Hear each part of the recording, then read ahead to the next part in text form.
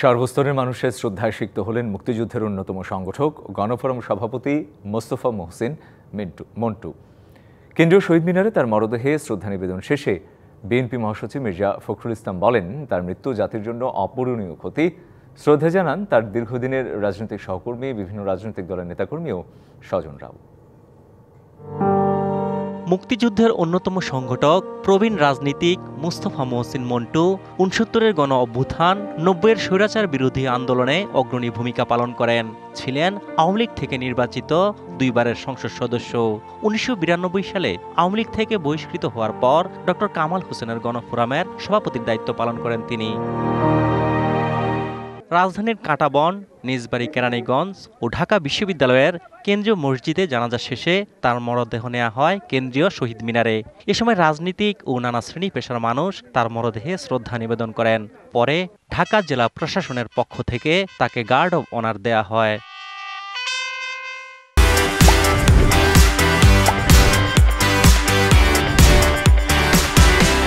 শ্রদ্ধা নিবেদন শেষে বিএনপি মহাসচিব মির্জা ফখরুল ইসলাম আলমগীর বলেন, মোস্তফা মহসিন মন্টুর মৃত্যু জাতির জন্য অপূরণীয় ক্ষতি। আমাদের দেশের রাজনীতিতে একটা বিরাট শূন্যতা সৃষ্টি করবে। আমরা আল্লাহ তাআলার কাছে প্রার্থনা করি, আল্লাহ তাআলা তাকে যেন নসিব করেন। মোস্তফা মহসিন মন্টুর মরদেহে শ্রদ্ধা নিবেদন শেষে স্মৃতিচারণ করেন তার দীর্ঘদিনের রাজনৈতিক সহযোদ্ধারা।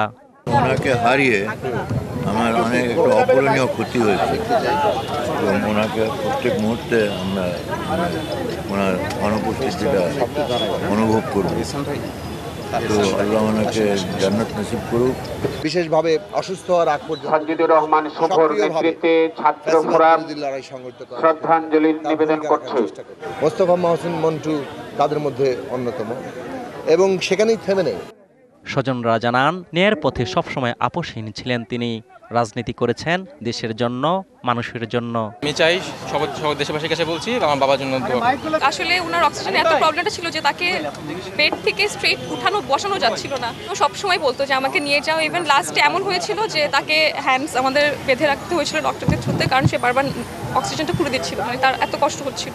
পরে মোস্তফা মহসিন মন্টুর মরদেহ দাফনের জন্য নেওয়া হয় বনানী কবরস্থানে। অজিত সরকার, ডিবিসি নিউজ, ঢাকা।